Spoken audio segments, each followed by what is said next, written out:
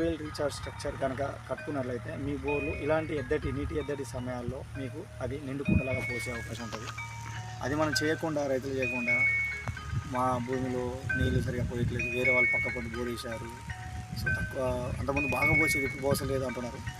ఇలాంటి ప్రదేశాల్లో చాలా వరకు మన దగ్గరికి వెళ్ళినా, నేను వీరవెల్లి అనే గ్రామంలోకి వెళ్ళిన, అక్కడ రైతు గడిచిన 10 నెలల్లో ఇప్పటికి 50 బోర్లు వేసాడు. ఎక్కువగా షీట్ రాక్ ఉంది వాళ్ళకి, ఆల్రెడీ వీడియో కూడా చేసినాను. వాళ్ళకి 2 బోర్లు రికమెండ్ చేశాను.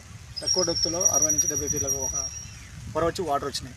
అంటే ఒక ఫ్రాక్చర్ జోన్ అనేది తగ్గింది, షాలో ఫ్రాక్చర్ జోన్ ఉంది. తర్వాత 2 బోర్లు వేసి 2 డ్రై అయినాయి. నేను వద్దు అని చెప్పిన, వద్దు వాటర్ రావు, అసలు సఫిషియెంట్ వాటర్ అయితే రావు, వచ్చే అవకాశం లేదు, వేయకండి, వేసుకోండి. లేదు సార్ నేను ఎంత కొంత వేసుకున్నా సార్ అని చెప్పి అన్నాడు. వేసుకున్నాడు. రిజల్ట్ అనేది ఎక్కడ ఫెయిల్ అవుతుంది, ఎక్కడ సఫిషియెంట్ వాటర్ రావచ్చు, రాకూడదు, రాకపోవచ్చు అనే విషయాన్ని ఒక జియాలజిస్ట్, భూగర్భజల శాస్త్రవేత్తలు వాళ్ళ దగ్గర ఉన్న అనుభవంతో, వాళ్ళ దగ్గర ఉన్న జియో సెన్సార్స్తో